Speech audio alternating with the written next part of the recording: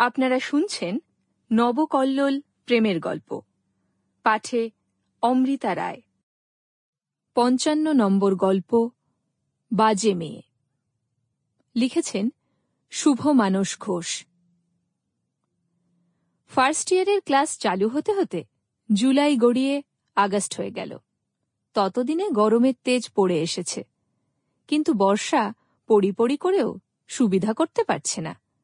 প্রায় রোজই বৃষ্টি হচ্ছে, কিন্তু সে বৃষ্টির যেন দম নেই, প্রাণ নেই, মরা মরা। তবে দেখতে দেখতে বাতাস থেকে গরমের জ্বালা পোড়ার ভাবটা কমে আসছিল।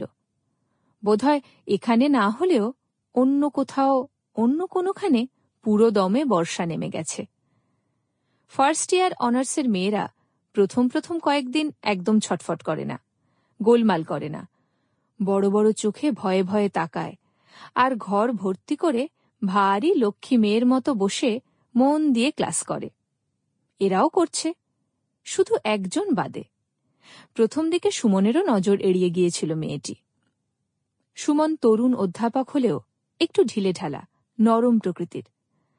প্রথম যৌবনে মধুর স্বপ্ন দেখিয়ে সোহিনী নামের একটি মেয়ে তাকে ছেড়ে অন্য ছেলের চির অঙ্কশায়িনী হওয়ার পর থেকে তার জীবনের প্যাটার্নটাই এলোমেলো হয়ে গেছে, আত্মবিশ্বাস টলে গেছে। তাই নামি দামি কলেজে চেষ্টা না করে সে এই মাঝারি মাপের গার্লস কলেজে চাকরি নিয়েই সন্তুষ্ট। জীবনের বড় স্বপ্ন ভেঙে গেলে ছোট ছোট স্বপ্নের পিছনে ছুটতে ইচ্ছে হয় না মানুষের। মেয়েটির নাম শালিনী, শালিনী দাশগুপ্ত। রোগা রোগা গড়ন, উজ্জ্বল স্কিন, কাটা কাটা মুখ চোখ, মাঝারি হাইট, স্মার্ট আর প্রাণবন্ত।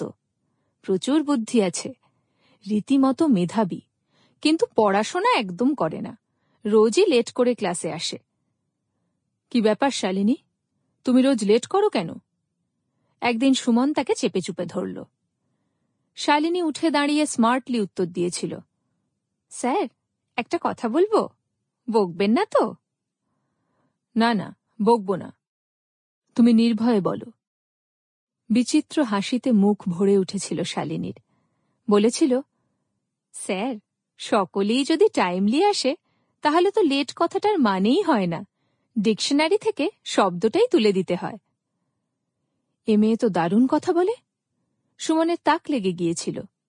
তারিফ করে বলেছিল, বাহ, ভালো বলেছ। Let Sample complete. Ready to continue?